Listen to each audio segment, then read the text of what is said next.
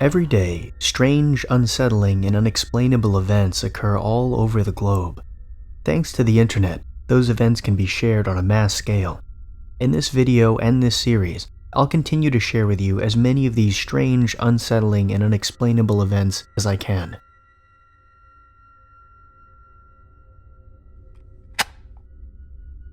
Being followed might be one of the most nerve-wracking things a person could experience. This is certainly the case for this teenage girl, who's being followed by a strange man in a car. Her instincts quickly kick in, and she's able to evade her follower, which may ultimately have saved her life. The whole thing was caught on a home security system and posted online.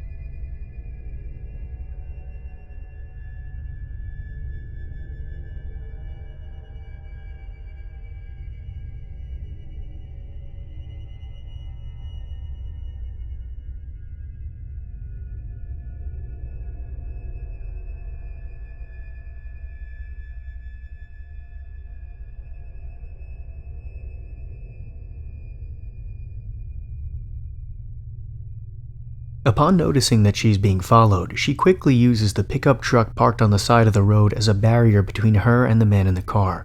He circles around, even reversing to try and locate her, but eventually drives off, allowing her to run away. It's no exaggeration to say that her quick thinking may have saved her life. The article that was published after this footage was released notes that the man in the car was a 24-year-old male who was found by police. However, he couldn't be charged with anything and was released. This girl's experience is a good lesson in why it's important to always pay attention to your surroundings.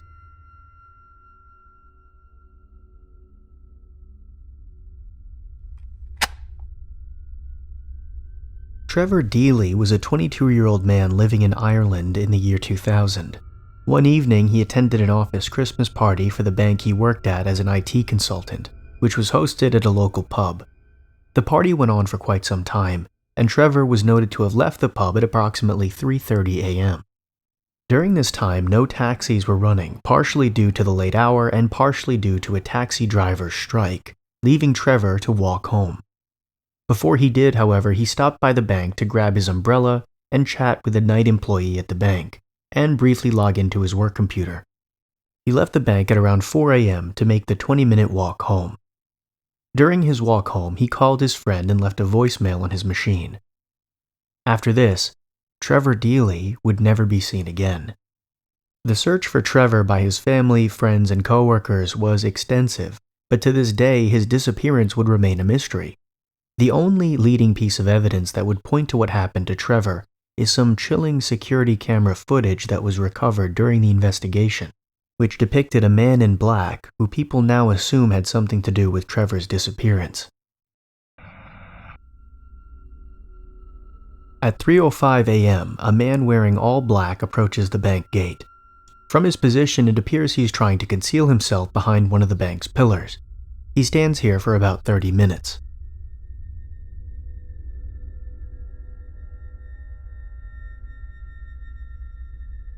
At 3:35 a.m., the unidentified man begins to talk on his cell phone. At this point, Trevor walks by, also on his phone. It was determined that he was calling his coworker at the bank who was working that night, letting him know he would be stopping by the bank to pick up his umbrella.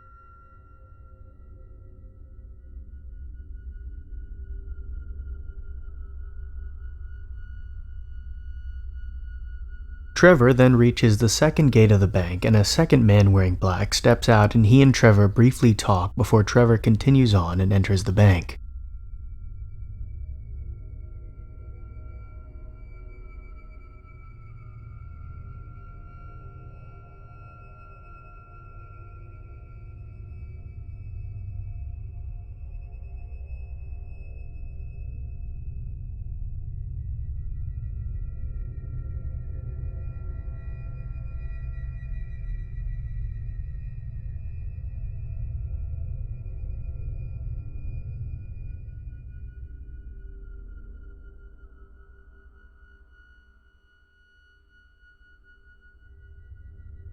Trevor leaves the bank at around 4 a.m. and begins walking in the direction of his apartment.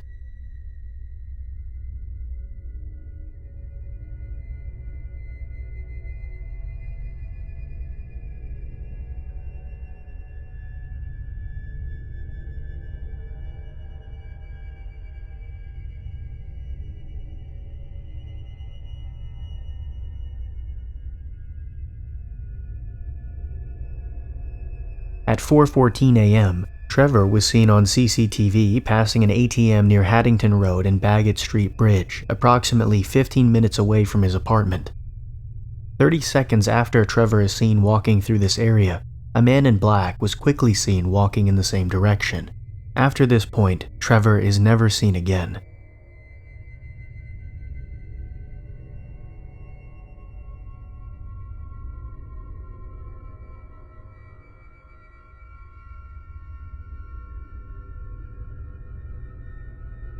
In 2016, the Irish police, or the Garda, reopened the case in Trevor's disappearance.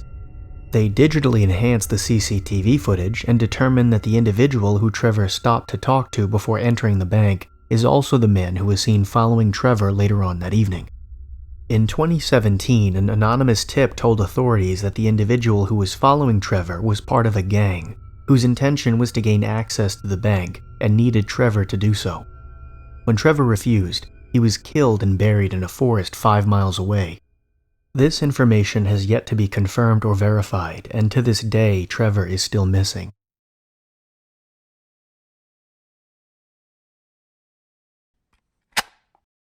In order for a picture to elicit a true reaction, the individual looking at the picture must have at least some emotional connection, or at the very least some understanding of what the picture represents.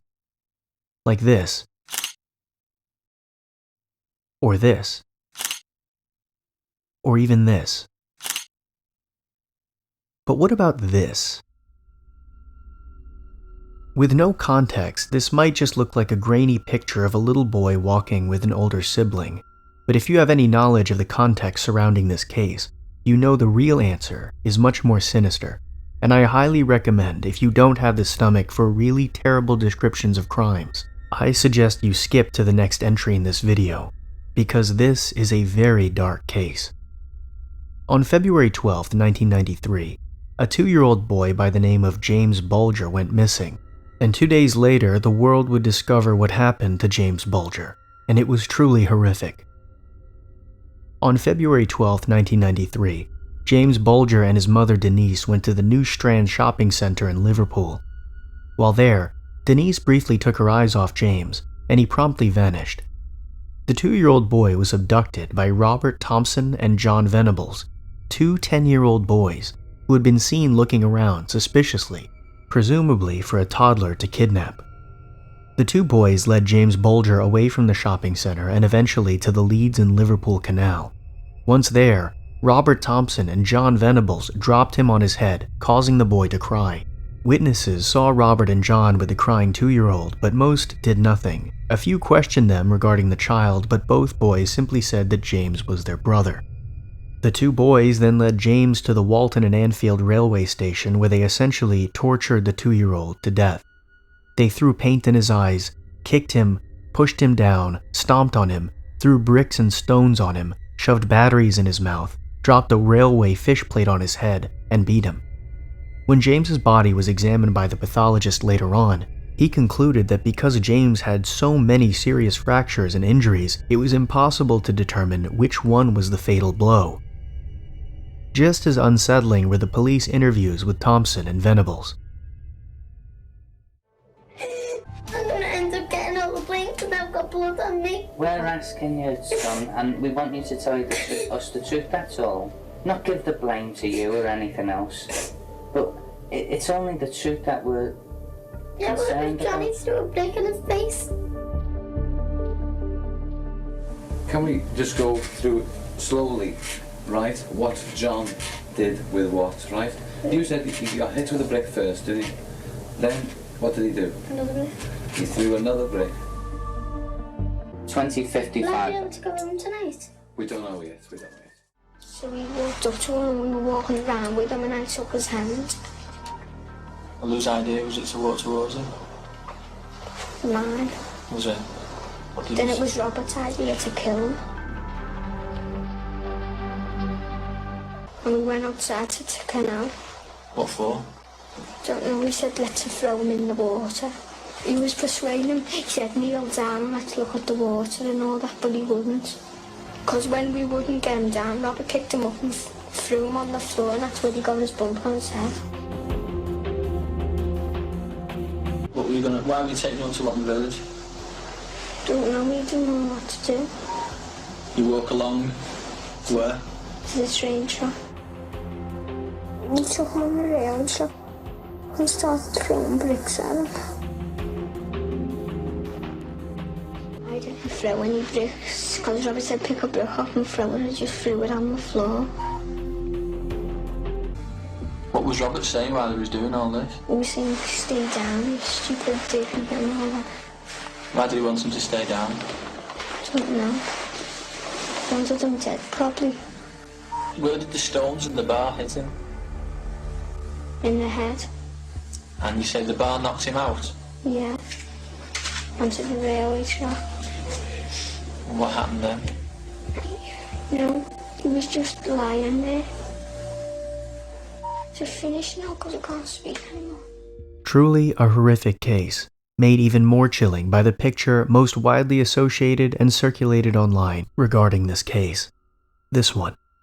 The final image of James Bulger being led away from his mother, away from the shopping center, away from safety, to a terrible, agonizing, and torturous death by two 10-year-old boys. Truly a heartbreaking and terrifying end. Tiptoe through the window, by the window, that's where I'll be. Come tiptoe through the tulips. This next entry is not a single entry, but rather a series of entries, all stemming from the same thing. Doorbell cameras. Doorbell cameras have risen in popularity in the past few years, and on their own have produced a whole genre of content found online. The amount of creepy Ring doorbell footage and Ring security camera footage that is uploaded on a weekly basis is massive, and many of these videos can be genuinely unsettling.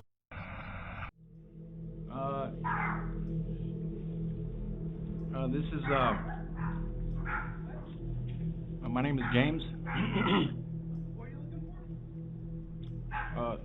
Sosa. Sammy? What's your name? James. And who are you looking for? A friend of mine. No friend of yours lives here, buddy. And I got a Glock over here ready for you. So if you don't get the fuck off my porch, I'm gonna unload it on your fucking face. Get the fuck off my porch.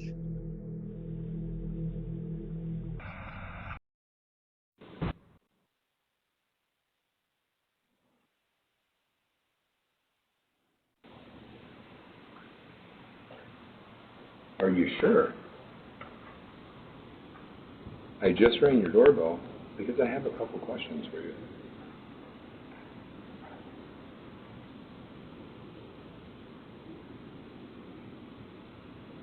Are you sure?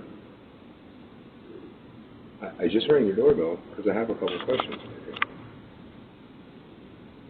Are you sure? What? Are you sure? I just rang your doorbell because I have a couple questions for you. Are you sure? Are you positive? Are you sure? I just have a couple questions for you. Are you sure? Are you positive? I just have a couple questions for you. Are you sure? Are you positive? Are you sure? Are you absolutely certain? Shit. So who are you? What? Yeah? Are you sure? Who are you? Hey, I just had a couple questions. I just wanted to ask you about maybe Sloth. Yeah, can you hear me? What I'm looking for is for the girl that's in the house to come out here because I'm going to rape her and kill her. Can you have her open the door? I'm going to rape and kill the girl that's on the other side of this door when she lets me in. I want to rape her and kill her because I have a knife and a gun. Yeah, and I'm going to knock on her door again. All right.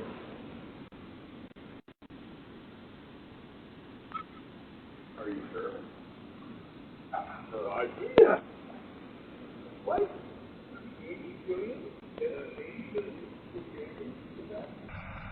But somehow even more unsettling is what is becoming a recurring trend in regards to Ring cameras. Specifically, the cameras that are installed inside someone's home. These cameras can be hacked, and the individuals who hack the cameras typically don't have the ability to just see what's going on inside your home, but eerily enough, they also have the ability to talk to you. In one instance, a Ring camera hacker gained access to the camera in the room of an 8-year-old girl in Mississippi.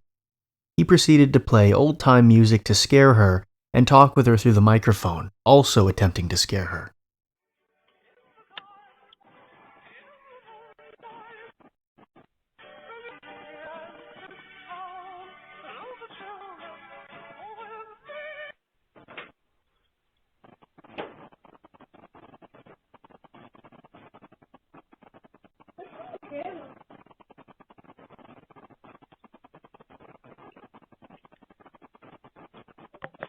Hello there.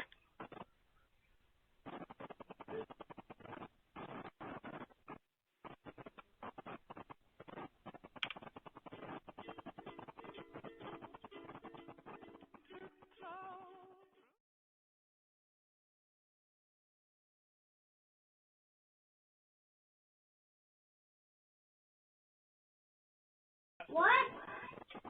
Nigger. I can hear you. I'm calling you a nigger. I can't hear you. You're a nigger. Go tell mommy you're a nigger. Say it with me. You're a nigger. Hmm? Come on, girl. Say it with me. You're a nigger. Who is that? I'm your best friend. You can do whatever you want right now. You can mess up your room. You can break your TV. You can do whatever you want.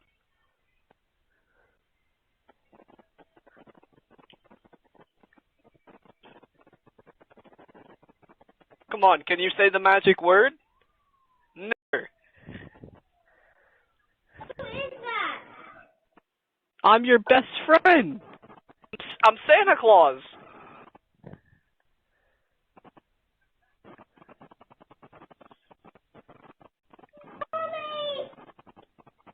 I'm Santa Claus. Don't you want to be my best friend? I don't know who you are. I'm Santa Claus.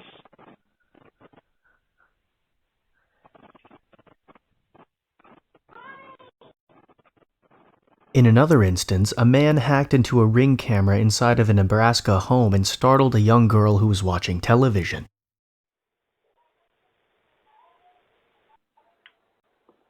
What you watching?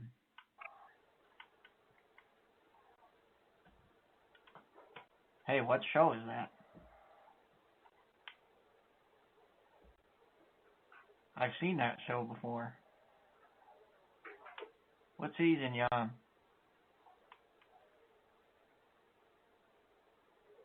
Hello?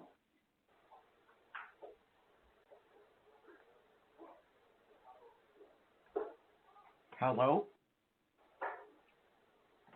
What are you eating?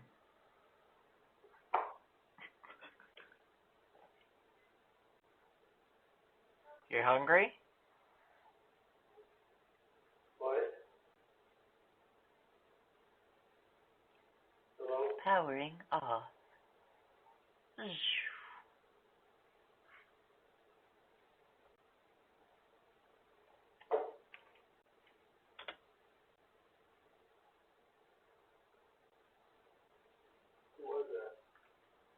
Hello. This is Ring. Who is this?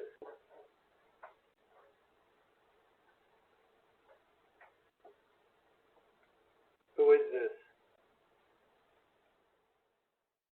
And in yet another example, a Staten Island family had their camera hacked, even setting off alert sirens throughout the home, following them throughout the household. What's your name? That's the whole reason why I did get this system when I got it, was to protect my family, and now my family has been completely invaded. In this home surveillance video, you can see her son quickly unplug the kitchen camera, but the hacker follows him via other cameras through the house to the foyer. What's up, homie? I still see you. To the garage, setting off the alert siren. I want there to be knowledge of what this is. I know so many people that have this. I don't know if there's other... I know there's other kinds of surveillance cameras that you could have in your home and stuff that are out there, but I want people to realize that your kid could be sitting alone in your house and be a target of a maniac. So while the rise in popularity of video doorbells and cameras spawned out of the public need for safety and security, ironically, sometimes they can create a situation where uninvited individuals have a front row seat into your home.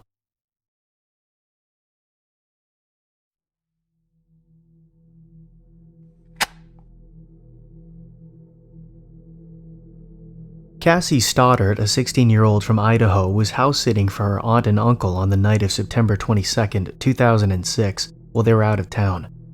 At around 6 p.m. that evening, Cassie's boyfriend, Matt Beckham, went over to the house to spend some time with Cassie. A little while after that, two more of their friends, Brian Draper and Tori Adamczyk, arrived to hang out as well. Cassie gave the boys a tour of the house, and the four watched a movie on the couch. Before the movie was over, Brian and Tori left the house to go watch another movie at a local theater, leaving Cassie and Matt alone. After this, some strange things began to happen in the house. First of all, strange noises started to be heard coming from the basement. Cassie and Matt heard the noises but shrugged it off, deciding not to investigate. Shortly after this, all of a sudden, all the lights shut off in the home. Cassie and Matt were somewhat unnerved by this, choosing to remain in the living room and wait it out, but after a little while the lights came back on. Matt also noticed that the family dog was eerily staring down into the basement, as if it knew something was there. With all of these strange events happening, Cassie started to feel uneasy about spending the night alone in the house. To try to put his girlfriend at ease, Matt offered to stay the night with her, but after calling his mother and asking permission, she told him that no, he can't stay at the house alone with Cassie, but Cassie can spend the night at their house, and Matt's mom will drop her back off at her aunt and uncle's house the next morning.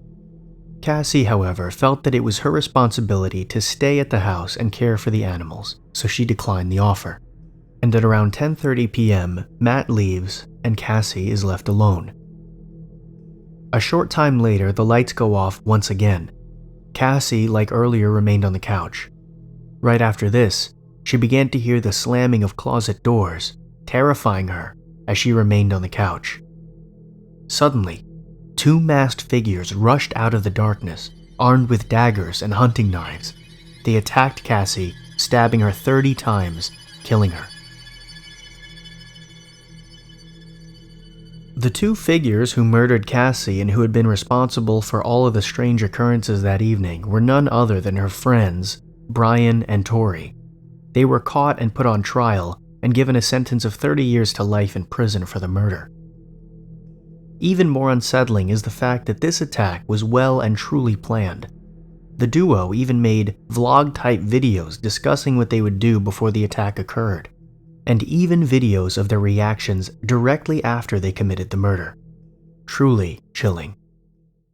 There should be no law against killing people. I know it's a wrong thing, but hell, you restrict somebody from it, they're gonna want it more. We found our victim, and sad as it may be, she's our friend. But you know what? We all have to make sacrifices. Our first victim is going to be Cassie Stoddard. She's going to be alone in a big, dark house out in the middle of nowhere. How perfect can you get? I mean, like, holy shit, dude. I'm horny just thinking about it. Hell yeah. Time is 9:50, September 22nd, 2006.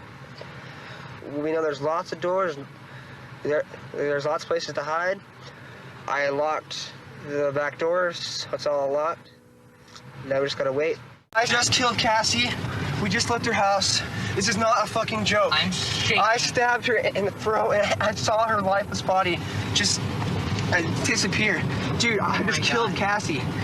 Oh, fuck. That felt like fucking real. I mean, it went by so fast. Shut the fuck up. We gotta get our act straight. Okay.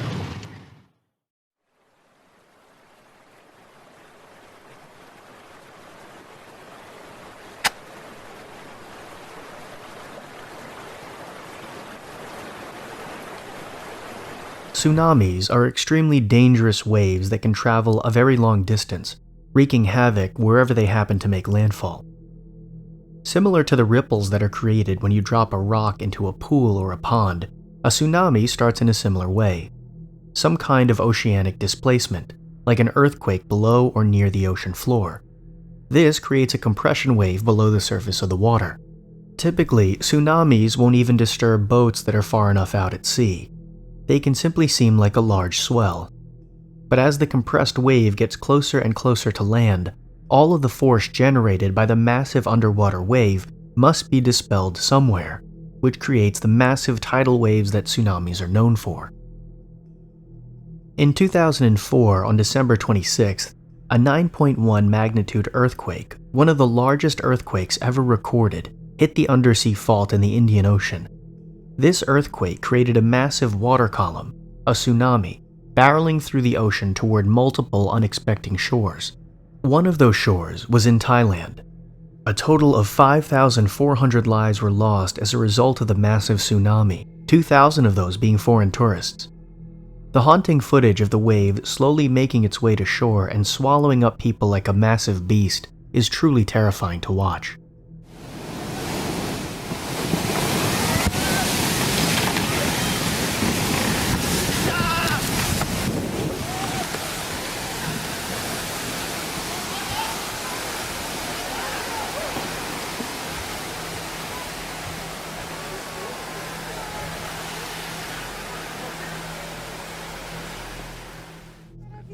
Fuori dalla barchetta destra la sommerge. Ma è pazzesco, a me sembrava un'illusione ottica. Guarda! Gliela sbatte contro la roccia. Terremoto marino. La sbatte contro la roccia, guarda, Ma c'è gente. Guarda, la sbatte contro la roccia.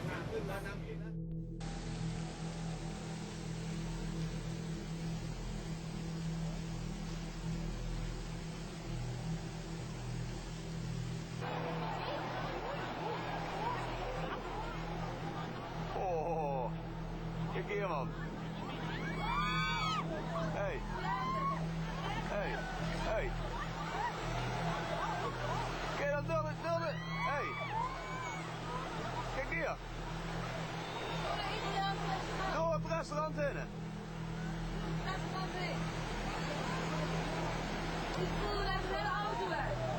Hey, get daar! De beelden en alles! Hey! Among the many stories of survivors come some very basic tips to give yourself the best chance of survival should you find yourself in a situation like this. Some basic ones are try to run to the highest ground possible, and if you see the locals running for their lives, you should probably run too.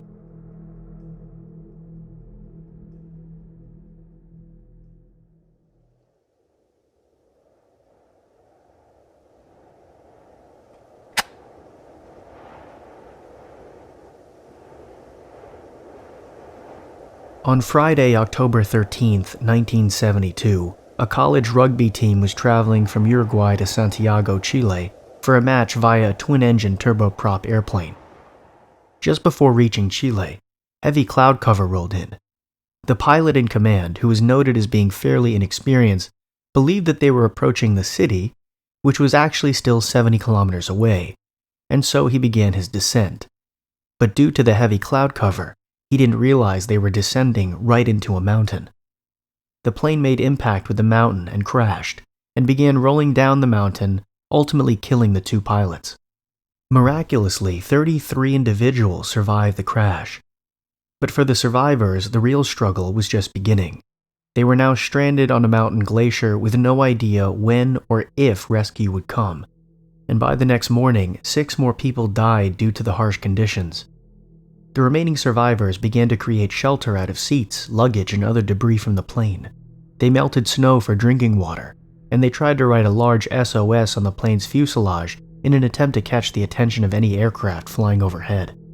Temperatures continued to plummet, and rescue crews were still not able to locate them in the harsh conditions. Eventually, 72 days after the plane crash, 3 Chilean military helicopters managed to locate the survivors with some help from locals. There were 16 remaining survivors from the original crash. And while it is a miracle anyone at all survived not only the crash but also so long in such harsh conditions, when details emerged of how they survived, it made it that much more chilling. In order to stay alive, the surviving members of the crash had to eat their dead and frozen teammates. They ate the pilots first as they didn't know them as well, but eventually they had to eat the remains of their friends and teammates, cutting off pieces of them with broken glass from the wreckage. When they returned, many understood the choice they made to resort to cannibalism in order to survive, and even though the 16 survivors felt immense guilt, their actions certainly saved their lives.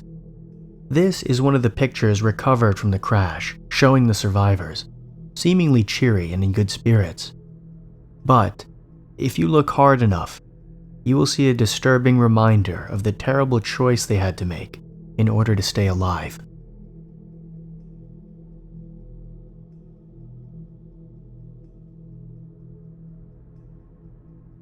Thank you for watching. I know this episode was pretty dark and had some pretty disturbing material, so as usual I will end it with some videos of cute animals as a palate cleanser. I hope you enjoyed this deep dive into the strange and disturbed areas of the internet and the world. Some quick self-promotion: if you like this video, be sure to subscribe so you know when I post a new one, and if you want to know right when I post a new video, since my upload schedule is notoriously hard to predict and random, be sure to hit the notification bell as well. If you really like my channel and want to support me even more, feel free to check out my Patreon. I only have one tier, it is $1, and by being a member of that tier you get early access to my videos, special updates, and other fun extras. That's it. I'll see you in the next one.